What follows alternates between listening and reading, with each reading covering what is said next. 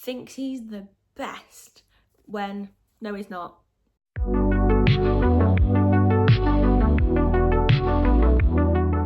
Hello, welcome back to the channel. My name's Kirsty and I talk all things books. Now, the last video you will have seen of me is my very first weekly vlog. I'm so happy that you enjoyed it, and I'm currently in the process of filming another one, which I'm really excited about. But today's video, I have a reading update for you, and I have got some updates. I have 4 books that I have recently finished that I really want to talk about today, and I will update you on what I'm currently reading as well. So this is my stack to talk to you about today. Some have been mentioned in previous videos and you may be waiting for an update on my thoughts to them. Grab yourself a drink, get settled in, because I have some thoughts. The first book that I want to talk to you about is A Werewolf's Guide to Seducing a Vampire by Sarah Hawley.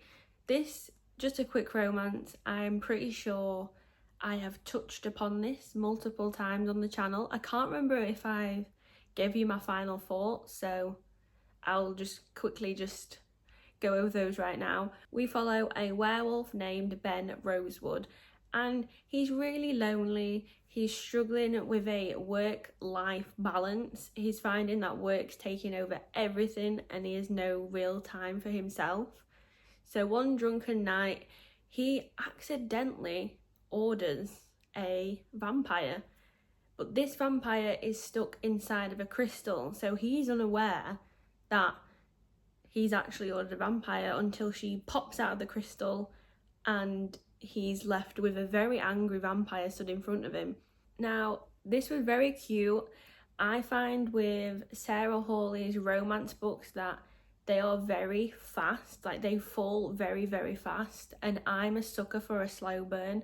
I like the tension, I like the slow build, I like to see them just slowly just fall in love. But with these books, they fall very fast, and that's what stops me from rating them a 5-star. I just don't get the fuzzy feeling. I'm not kicking my feet, I'm not blushing. There's still a very fun read. Like, romance books for me are kind of more of fillers in for the darker books of what I want to read. But this was cute. I recommend it. It won't take you long to read, and the other books along this same series are very good as well. Next, on to the book that I was reading during my weekly vlog. It is Hungerstone by Kat Dunn. This was everything I wanted it to be and more. Thoroughly enjoyed this one. I rated it 4 out of 5 stars, and I absolutely love Kat Dunn's writing. This book had a dark, seductive atmosphere that I was addicted to. I found in certain parts of this book I couldn't put it down. I couldn't tear it out of my hands. The atmosphere is perfect for the setting. If you're not familiar with Hungerstone, this is a Carmilla retelling. So in Hungerstone, we follow Lenore and Henry. They are a married couple of about 10 years, and they are unfortunately struggling to conceive. And where we find them is they are moving from a beautiful house to a new estate in the Yorkshire Moors, as Henry's job leads him to Sheffield, which is a great setting for me because that's around where I live. I am from Yorkshire. I am a Yorkshire gal. So the setting of this was so nice because I'm so familiar with it, so it really set a tone for me that I knew all the places that were being mentioned within the book. Yeah, we pick up with Henry and Lenore on their way to this new estate. It's dark, it's decrepit, it's crumbling, and it's down to Lenore to fix this house. But on the way there, they come across a carriage in the middle of the road. It's had an awful accident, it's almost destroyed. It's the middle of the night and it is storming. And Henry gets out to obviously inspect this carriage to see what is going on, what is blocking their path. and he finds a lone woman in the carriage in not a great way. So they take her back to their estate, and that is where she unravels Lenore's world. And this woman, if you've not already guessed, is Carmilla. This book is feminine rage at its finest. It is beautifully written, a dark gothic tale. We're taken down a path with Lenore as she's trying to weave through society's expectations of a woman and how she should run the household, cater to all her husband's needs. But she has Carmilla in her ear asking her, what is it that you hunger? And Lenore is truly starting to understand her own desires, her own feelings, and what she wants the most. There is some absolutely beautiful quotes in this book that I have highlighted, and I have a couple of reels coming your way, or shorts. They're called different things over so many different platforms. Basically, I have a couple of shorts coming for you, just highlighting some of my favourite quotes from this book. After reading Hungerstone, I am so excited to pick Carmilla up. I almost picked it up the other day. I don't know why I didn't, but I was looking and it almost grabbed me. But I already had 3 books in my hand at the time, so I held back a little bit. I had a little bit of self-control. On to the book that I have the most thoughts about, and it isn't all great thoughts. It is majoritively bad, and I don't like to give bad reviews because I have so much respect for authors and the work that goes into books. So I will never sit here and slate a book. That's just not me. It's not in me. I'm not a critical reviewer. I go purely based off vibes alone.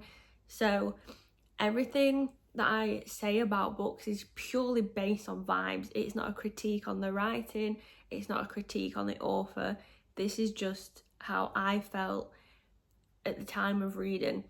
So don't come for me in the comments of my thoughts on this one. This is a safe space. I'm not here to absolutely rip apart an author. It's not in me. In saying this, let's discuss Bag of Bones by Stephen King. Now, you all know how long it has taken me to read this book. You all know my battle with this during my weekly vlog. So, my main thought with this book is that it's too long. It is 660 pages. Yeah, it is 660 pages.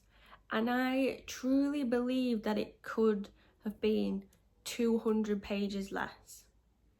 Because I found in the middle there was a lot of unnecessary tangents and over explaining of certain things that it just didn't need. It took me too far away from the main story, the main plot, that I just wasn't interested anymore. Now, the concept of this I love, and if you haven't heard me discuss this, I'll just briefly go over what it's about. So we follow I can't even remember the names, but we follow a writer, and he has recently lost his wife. We actually experienced that with him. He loses his wife at the beginning of the book, and obviously he spirals into a deep grief and he's unable to write anymore. He has a really physical reaction to writing that he just cannot write. He's sent off all these past books that he wrote to his publishers just to make sure that they are pleased and they are appeased for a while. He moves to a cabin on, I think it's Darkscore Lake, which is a cabin that his wife truly loved, and he has some very fond memories of their marriage together. And in doing this, he has the hopes that it'll trigger some inspiration, it'll trigger the feelings back for him to write again.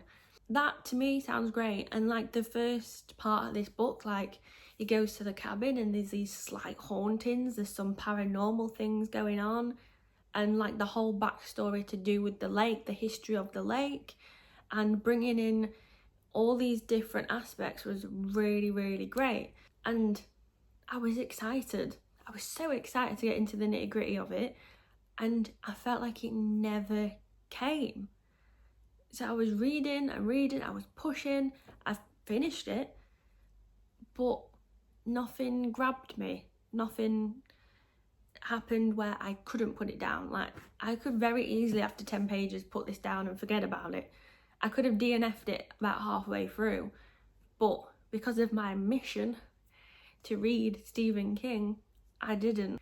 It was just a slog to read and I didn't have a great time. Now, don't get me wrong, the ending was fantastic. I loved how everything was wrapped up and the pieces fit together and it was a happy ending, but to get there was too much. Also, the person on here, I'm really sorry, I can't remember who it was, that brought to my attention that there's some major trigger warnings in this book. Thank you, because I was completely unaware, and when I did hit the main trigger warning, I really struggled to actually get through it. It was very uncomfortable to read, and again, I feel like this particular scene was dragged out far too long, and it almost got to a point where I skipped completely past it and put the book down.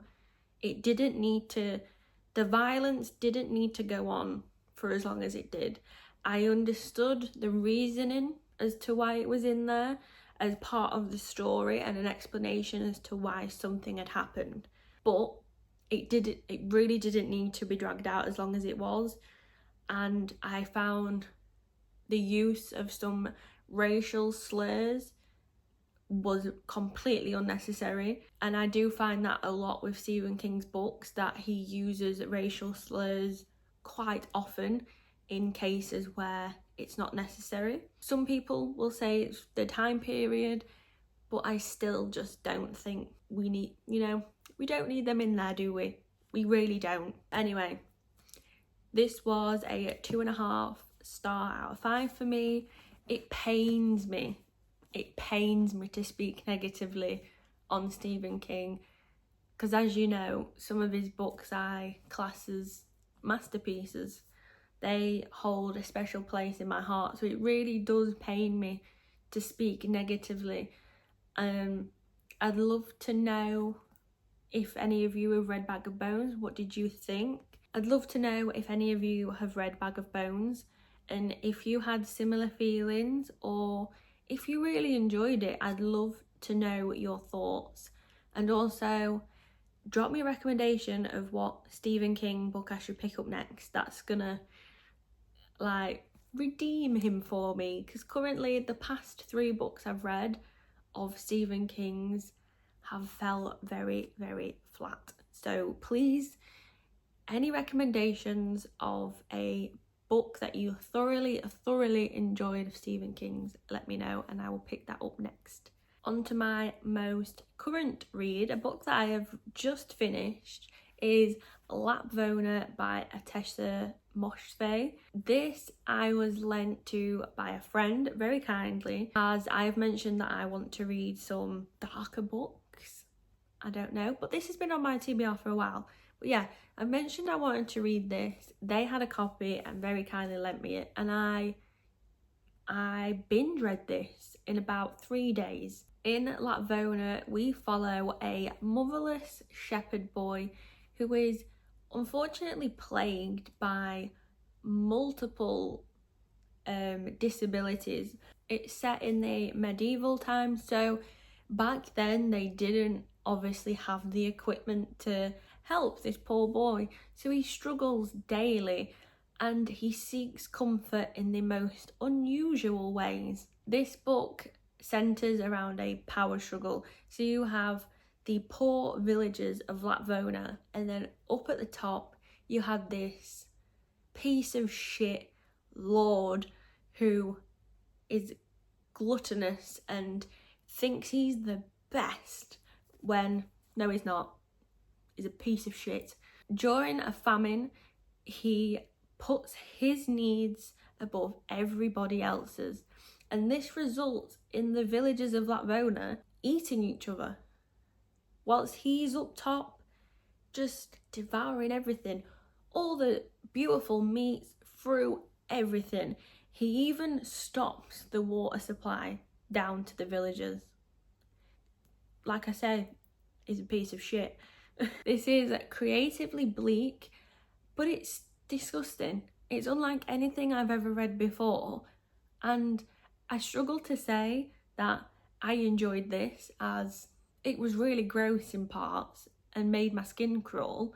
I wasn't sat here having a great time, but it sucked me in and I couldn't put it down just because it's unlike anything I've ever read. It's constantly catching me off guard with these random moments of just like, I'll be sat reading this and I'll just look like, did I read that? Like, I finished it, put it down, looked around the room in just pure disbelief, and we're just like, did he just do what I think he just did? And it's a resounding yes. I shared my feelings on TikTok and then discussed this with my friend who lent me it, and he in fact did what I think he did at the end, and it is so shocking but so addicting. Like, I cannot wait to read more of Tessa Moshfegh's work. This is the first I've read of hers, and I honestly can't wait to pick up some more. There's something that's just so like attractive about the gross, the bleak, the disgusting, that makes you want to read more. Like with horror films or like slasher films, there's something about them that brings you back because it's just so disgusting that you have to have more. Like, I don't know what it is. Like, am I the problem? Yeah, I really enjoyed this and I do recommend it, but please, it is riddled with trigger warnings, so please check those before going into this. It is dark and it's disturbing. It's not like these fuzzy little romances I mentioned, so prepare yourself. Now let's discuss some books that I am currently reading. I have 2 books on the go. I have 1 romance. So this is Love Theoretically by Ali Hazelwood. I've really enjoyed her previous work, so cannot wait to be jumping back into another one. I am quarter of the way through. I'm not fully sold on this yet. I'm finding the main character Elsie just a tad annoying. I'm not vibing with her. I'm not connecting with her. And I can tell this is going to be a slow burn. So like all Ali Hazelwood books, we follow scientists. Elsie is an adjunct professor and she's really scraping by in life, where she's had to result in taking up another job as a fake girlfriend. So she'll go on dates with guys and pretend to be their girlfriend. No strings attached. No, other things, just strictly there to be a piece of eye candy on their arm. But within this, she gets introduced to a guy named Jack, who is the brother of one of her clients, and he ends up being a top professor in a job she's going after. Yeah, awkward. So we can all see where this is going. Enemies to lovers. She hates him. I don't get the vibe he hates her. I get the vibe he has a little thing. He's got a little crush on Elsie, but she hates him. So yeah, it's all unraveling. She's just constantly bad-mouthing him. So yeah, this is where we're at. Don't know if I'm totally vibing with it yet. Maybe I like to say it's not going to be a DNF, but if I don't start vibing soon, my interest is going to fall out. So yeah, little romance after Litvona to break it up, but I have picked up Stoneyard Devotional by Charlotte Wood. This follows a middle-aged woman who is suffering from really bad burnout, and she goes to the outback in Australia just to wind everything down. She goes to like a little retreat. It's a retreat that's kind of run by nuns. So as she's there, she's experiencing life within and surrounded by these nuns. So going to daily worships, and she ends up being really sucked in to this community, and she becomes part of this nunnery. I don't know if that's the correct term, but she gets involved with them.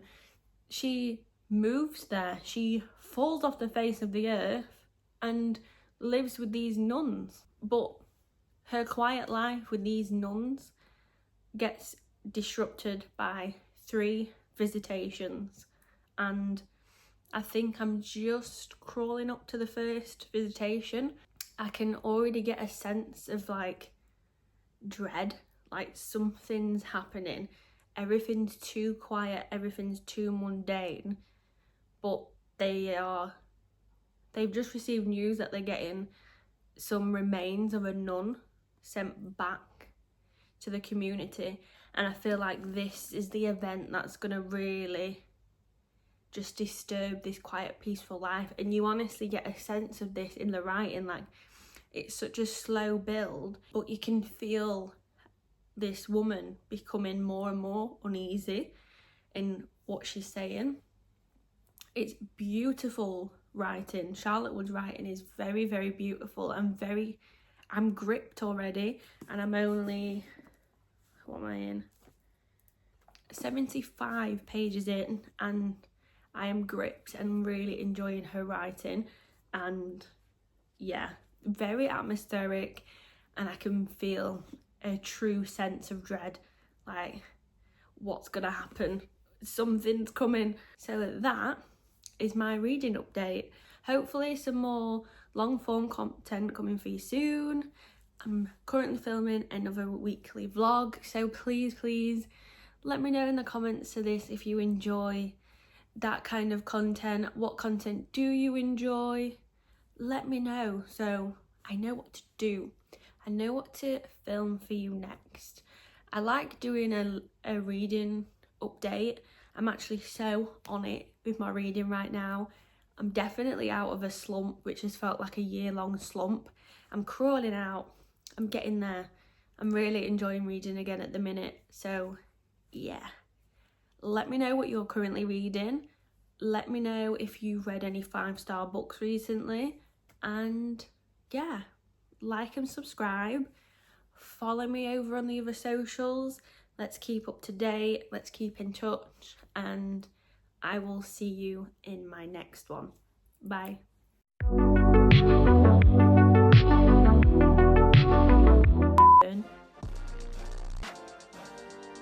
I'm out of breath.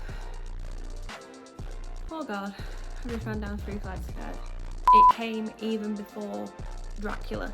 There's something on my nose pissing me the fuck off.